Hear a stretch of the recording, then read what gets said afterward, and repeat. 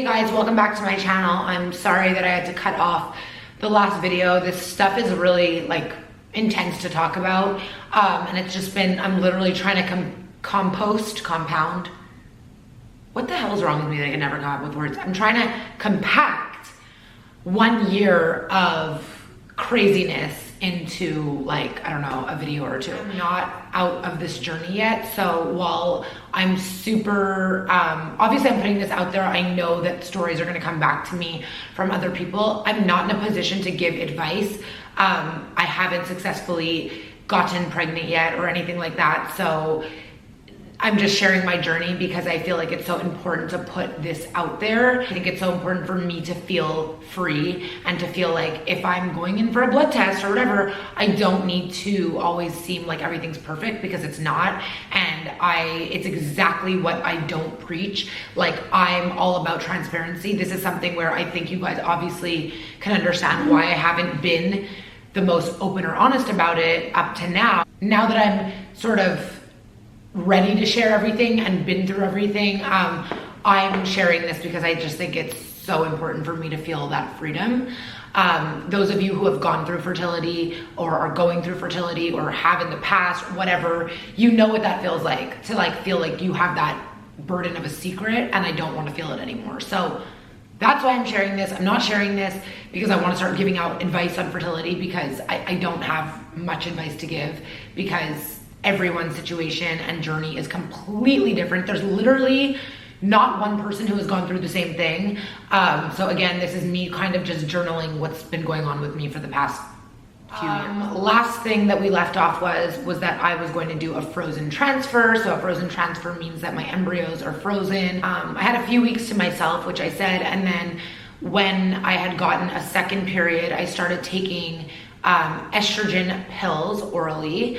And then what the estrogen does is it really helps thicken up your lining. Your lining, you want it to be nice and thick so that when you do a transfer, the embryo has a nice soft bed to lay in. So I started taking estrogen. Then within about 8 days or 7 or 8 days, I went to go do an ultrasound to see if my lining was thickening, and it was, but just not at the level that it usually does. And I was really getting frustrated because I felt like my lining thickens on its own. It works. After all the inseminations I did, I knew that my lining would always thicken on its own. And now that I was being controlled by a hormone, it just wasn't working the same. So then I had to up my dosage of the estrogen. I had to stop spinning, drinking, everything that could be sort of shedding my lining. So already my life I was having to sort of like halt back my life again, which was okay. I was ready for it. Eventually my lining became thick enough. I then started taking progesterone. And for those of you who have done this, you know how it goes. It goes up intravaginally, which is not fun, not exciting, not great for your sex life. But it's all worth it in the end, right? If you're gonna get what you want out of it, which is a viable pregnancy and a healthy baby. So I did it, of course. And so I went in for my IVF transfer on July 26th, 2018.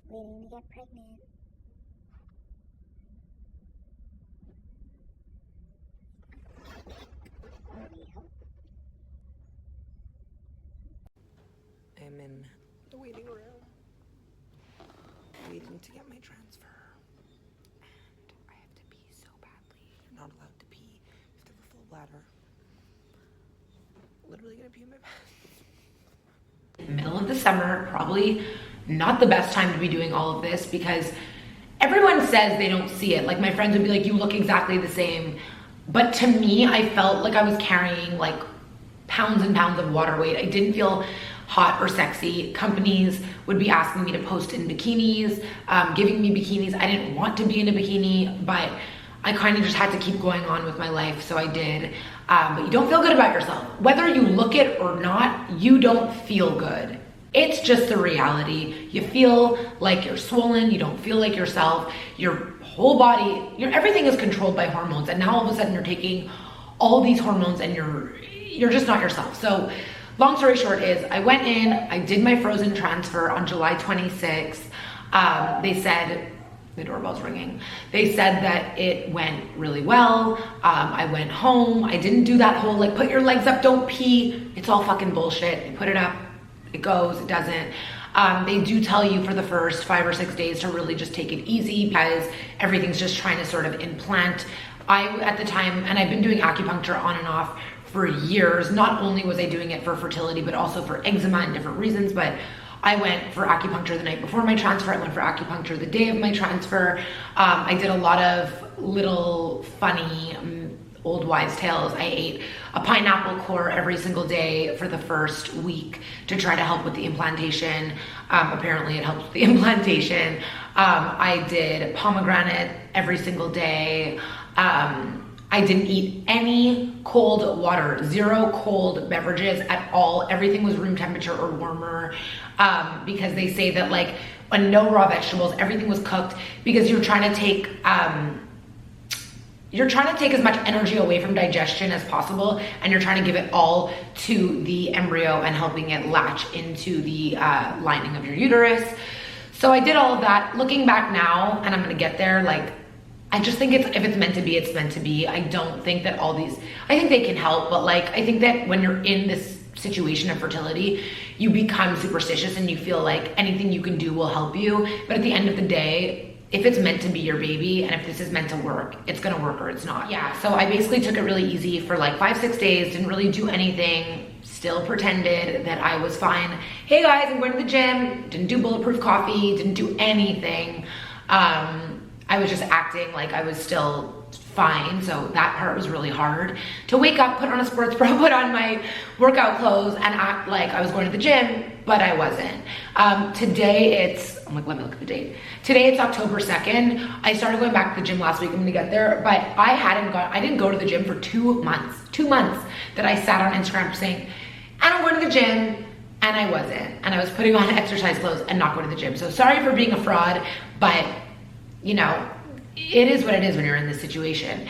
Anyway, so did my transfer, waited the 5-6 days, really took it easy. Then I started walking. I was going really crazy. They call it the dreaded 2-week wait because you have to wait 2 weeks to see if you're pregnant. My boobs were massive. I was peeing a lot. So in my mind, I'm like, I'm pregnant. I had implantation bleeding, which by the way, when you do IVF, you get it more commonly than if you get pregnant naturally. I really thought I was pregnant, and my transfer on a Wednesday, and then like 2 Mondays after, I was going in for my blood test. The weekend before my blood test, Chris took me to Tremblant because I just needed to get out of the city. I was like feeling very, very like, what's the word? Like I just felt like I was freaking out. I just wanted to know if I was pregnant or not. I needed to distract myself. I didn't have my regular things. I couldn't go to the gym and all these things. So we went to Tremblant. On the way up to Tremblant, I was peeing a lot, by the way, in these periods, like a lot, like every 30 minutes.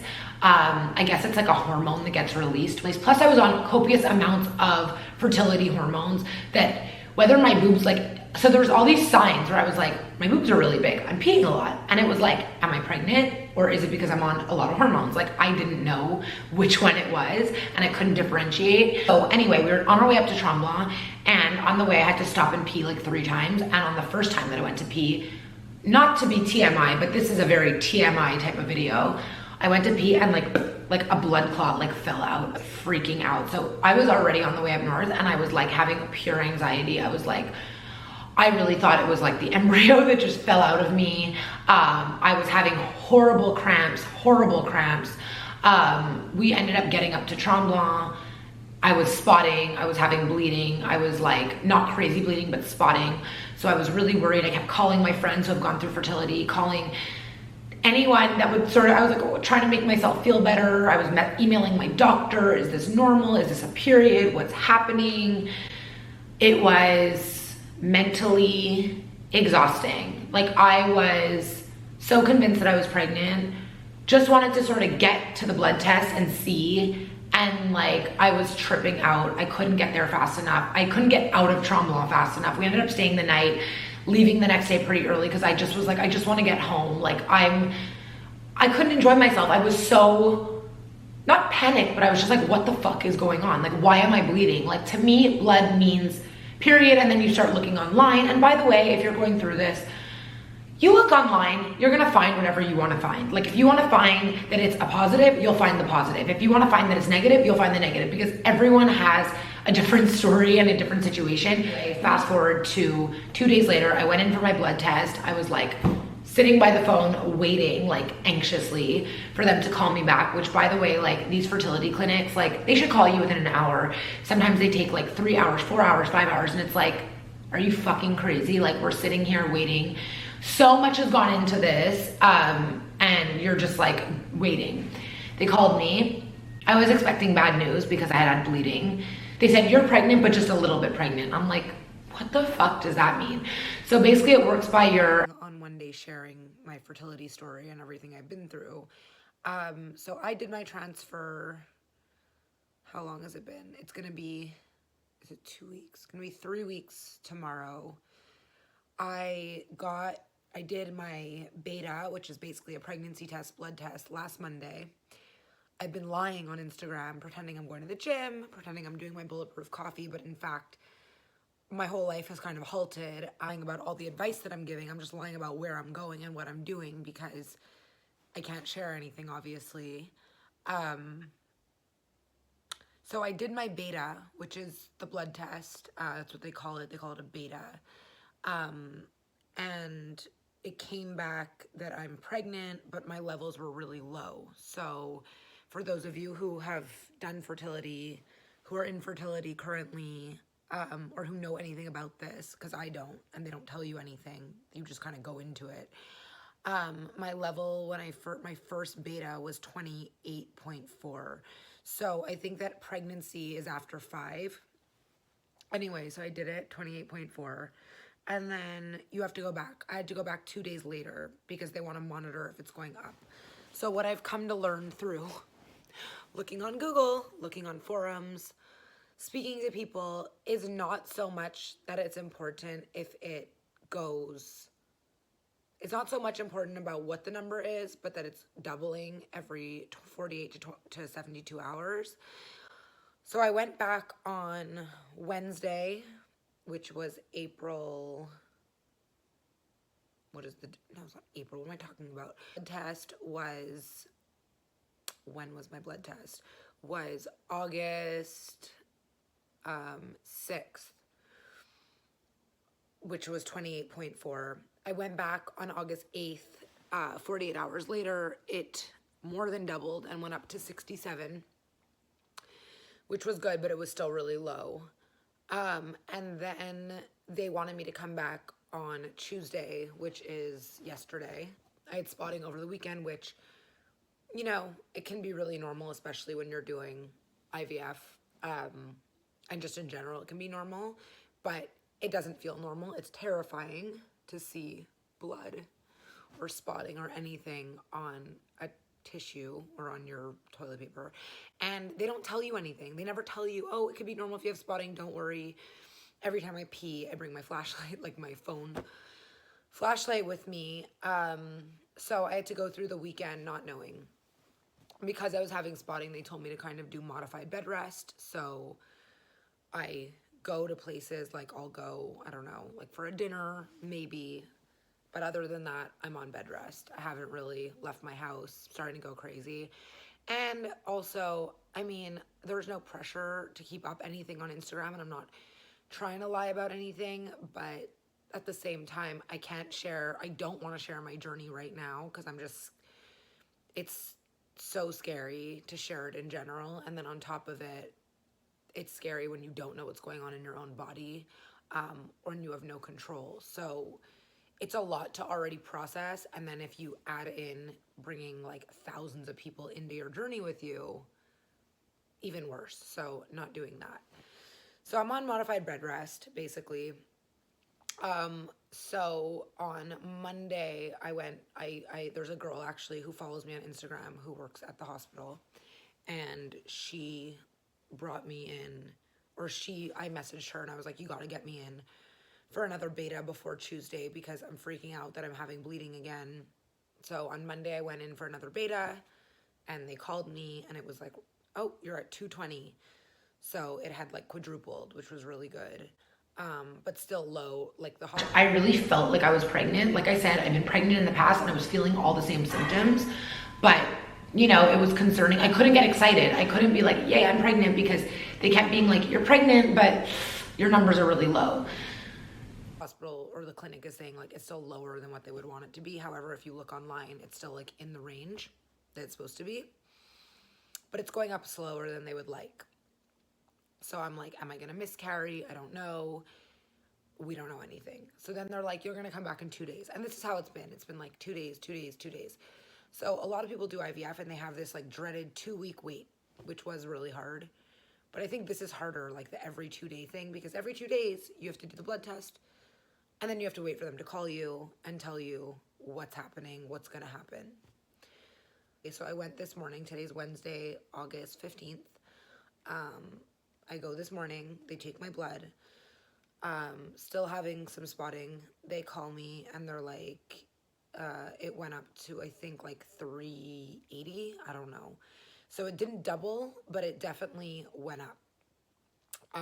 But they're like, but it's going up really slow. And now we think it could be an ectopic pregnancy. An ectopic pregnancy is when the embryo is basically in your fallopian tube, and it can be really dangerous. If you don't catch it early, it can erupt. You could lose a fallopian tube. You could have to do crazy treatment. So I don't know. And so then the hospital basically, or the clinic was like, well, we can't do an ultrasound because it's too early. So me being me, I called my sister-in-law, Alfie, and I was like, what the fuck do I do? I'm freaking out because then they said also, oh, you know, if you faint or if you have crazy bleeding or crazy abdominal pain, go to an emergency room. And I'm like, well, I don't want it to get to that point. I want to know before if I could avoid that, right? So my sister-in-law, Alfie, was like, we'll go to my doctor because she has 2 kids. So I'm going in 20 minutes. I'm really excited. Not excited, but I'm excited to get an answer to her doctor to do an ultrasound and see. I won't be able to see if it's a viable pregnancy yet because it's too early. I'm basically 5 weeks pregnant. But I will be able to see if I have an ectopic pregnancy. I think I'll be able to see. Also, Chris is in New York. My parents are in Florida because I'm living at their house. So I'm alone, and fainting is my biggest fear in the entire world after what happened to me a few years ago. So when she told me, oh, you could faint, I told my sister, like, blow up your air mattress. I'm coming to sleep over.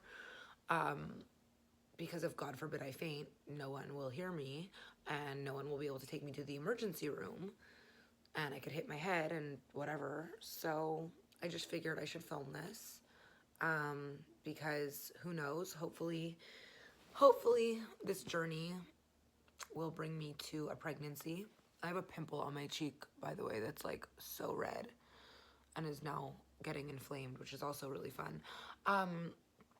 Hopefully this whole journey is going to bring me to a healthy, viable pregnancy. The mind fuck of that was, it's like we talk about that dreaded 2-week wait, and then you go into like, it gets prolonged forever because you're like, am I not? Am I not? And every 2 fucking days, you're in the hospital or in the clinic getting blood tests. The amount of blood tests and ultrasounds that I have had, a person who probably has 6 healthy children that conceived naturally has not had nearly as many ultrasounds and blood tests that I've had. It's absurd how many blood tests and ultrasounds I've had. All to say, this makes you a lot stronger. I will say that. For 2 days, my numbers were, some days they were doubling, some days they weren't, but you know, they were going up, so that's for sure.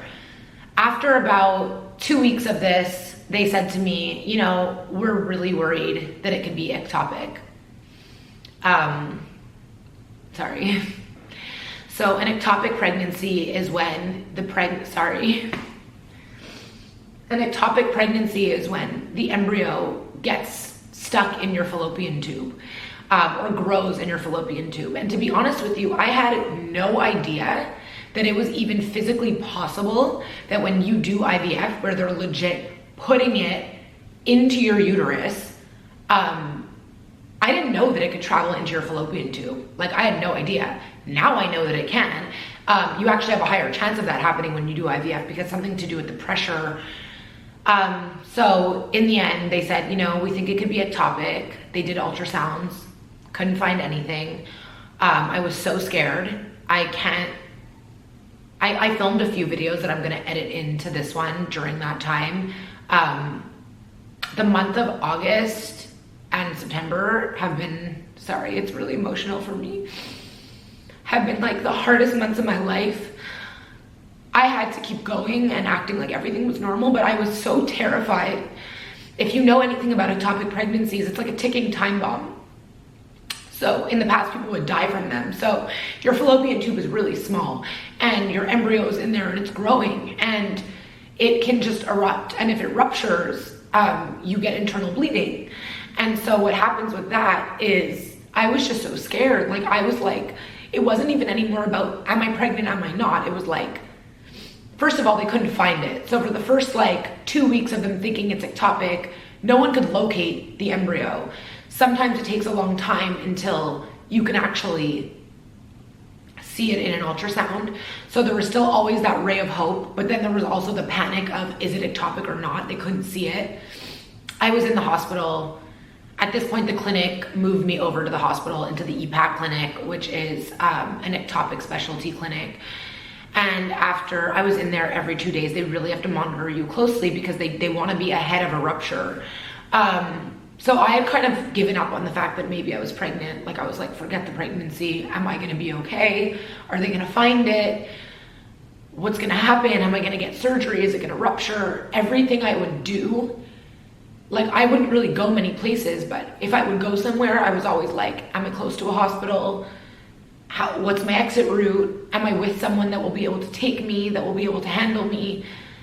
When they first told me that it might be ectopic, Chris was away, my parents were away, I was in my house alone. I was so scared because one of the symptoms of ectopic is fainting, and fainting is like my biggest fear in life. So I would have Chris's sister, Tassia, sleep over, thank God for her, because I was just so scared that what if I faint in the middle of the night? No one's gonna be here to help me. I can't explain to you the panic and the fear of the ectopic. I just can't even put it into words of how scared I was about this ectopic pregnancy, because I had I'm someone who has so much control over everything, and I had really, really, really no control. And furthermore, I've always, you know what, I feel like I've always taken everything for granted, my health for granted, and being healthy and nothing ever really being wrong. And all of a sudden it was like, I have no control over what's gonna happen. Is this ectopic? Is it not? Where is it? Is it in my abdomen? Is it in my ribcage? Like, I didn't know where the fucking pregnancy was. Eventually, they found it in my right fallopian tube. It was ectopic. We did a 3D ultrasound and finally they found it. And I was relieved. Like, funny enough, I was relieved. I was so relieved that they finally found it. I was scared, but I felt like, okay, at least if they found it, now we can start treating it. And so the day that they found it, we did something called methotrexate, which is chemotherapy. So guys, all of these, you know, for someone like me who's like, I am so organic and I love healthy this and healthy that, this was out of my control. I had no choice. There was no natural way of doing this. It's medical. I went to Reiki to try to like heal my spirit. I went to osteo. I've tried to do everything natural I could, but you have no choice. So I got a chemo shot called methotrexate on August 27th. My mom calls it a red, what did she call it? A red tag day, a day I'll never forget, sorry. So they basically found that it was ectopic, and in the same day they gave me methotrexate, which is chemotherapy, and basically it kills all the cells.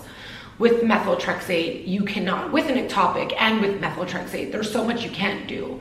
You can't exercise. So usually, when I would find out I'm not pregnant or something wouldn't go my way, I would, like I told you in the first video, I would be like, okay, I'm gonna do my juicing, and I'm gonna go to the exercise and blah, blah, blah. I couldn't do any of that.